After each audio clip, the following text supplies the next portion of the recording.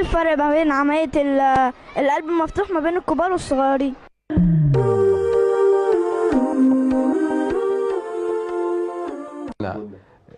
مشاهدينا رجعنا لكم بعد الفاصل. احنا كنا الطفل بيسأل دلوقتي يا دكتور حضرتك الفرق ما بين عملية القلب المفتوح بالنسبة للطفل وبالنسبة للأدلت الكبار يعني.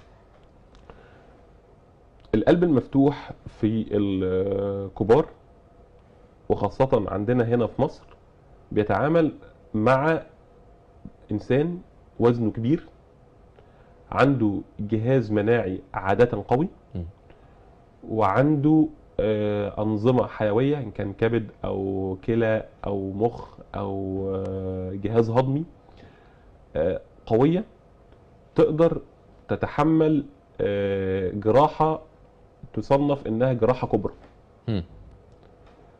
وبالتالي فقدرة تحمله للجراحة وفترة الرعاية بعد العملية كبيرة.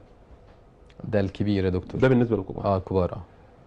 الميزة التانية عند الكبار ان لو حالتهم اتأخرت قوي وبقت جسمهم ضعيف، عندهم مجموعة كبيرة من الحلول عن طريق التدخلات، يعني القسطرة جراحي. القسطرة فهم ليهم مكان تاني. بس خلينا في اللي هيخشوا جراحة. اللي هيدخل جراحة ده جسمه بيقدر الى حد كبير يتحمل الاجراءات الجراحية اللي احنا بنعملها، بقول في اغلب الاحوال. تمام. نيجي للطفل. اولا التعامل مع الطفل بتبقى من ابتداء من التخدير بتاعه بيبقى اصعب. ليه اصعب؟ لان التخدير في الجراحات القلب مش معناه ان انا احط حاجه على مناخيره ويقوم ينام. لا، بحتاج ان انا عشان اعمل جراحه قلب اوصل للاورده والشرايين بتوعه. تمام. عشان اقدر اقيس ضغط، عشان اقدر ادي ادويه تساعد القلب وتساعد النفس ومضادات حيويه، وحتى ادويه التخدير نفسها اجزاء كتيره منها بنضطر ان احنا نديها في الوريد. فلازم ان انا اقدر اوصل ليها كويس. تمام. وده في الاطفال اصعب بكتير من الكبار نتيجه لفرق الحجم. تمام. الحاجه الثانيه ان عشان وزنهم صغير، في اي تغيير بسيط في جرعات الادويه بيبقى له تاثير كبير عليهم، ده مش موجود في الكبار. الحاجه الثالثه ان انت الكبار مثلا لو احنا عايزين خلصنا جراحه القلب وعايزين نطمن على القلب بعد ما خلصنا، في حاجه اسمها منظار، موجات صوتيه بالمنظار. المناظير دي بتبقى حجمها كبير وبتقدر في مكان انها تخش.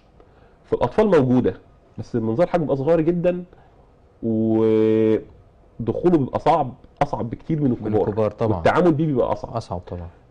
الحاجه الثالثه بقى او الحاجه اللي بعد كده ومهمه جدا، طبيعه الامراض نفسها. طبيعه امراض الاطفال اعقد بكثير من امراض الكبار. من حيث ايه يا دكتور؟ من حيث مرض الكبار عاده بيبقى يا مشكله في الصمام، يا مشكله في الشرايين، يا مشكله في عضله القلب، يا مشكله في الشريان الاورطي. تمام. في الحالات دي معظم التصرف بيبقى عن طريق ان احنا بنغير الجزء المصاب. ليه؟ نركب دعامه أو لا يعني احنا في الجراحه ما بنركبش دعامات. في الجراحه يا اما الصمام هيتغير يا اما شريان هنحط شريان تاني عليه.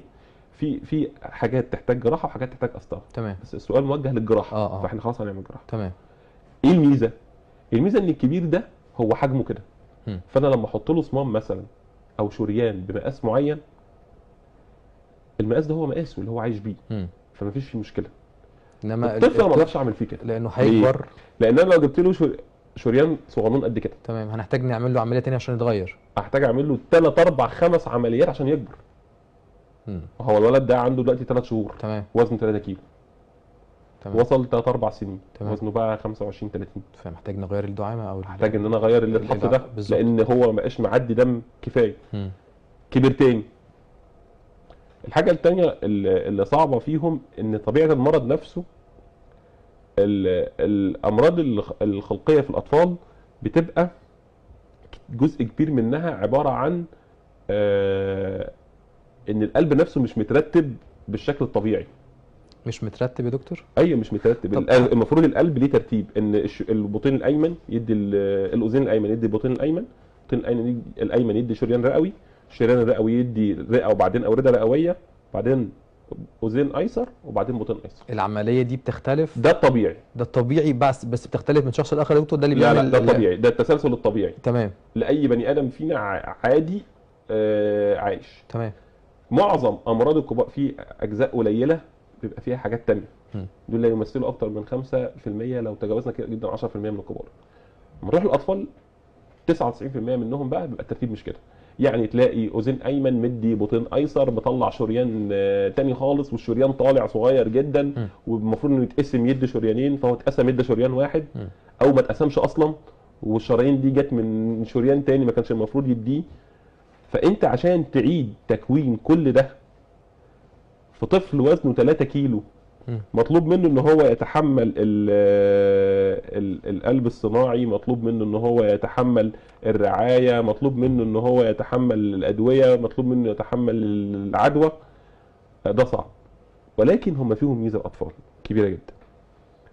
ربنا سبحان الله خالق الطفل عنده مخزون رهيب من التحمل، على الرغم ان انظمته لسه مش كاملة، كلها ضعيفة يا دكتور، وعلى الرغم انها كلها ضعيفة، بس هو بيتحمل حاجات كتير جدا ما نقدرش نحملها كبيرة. عظيم. سبحان الله. فهي سبحان الله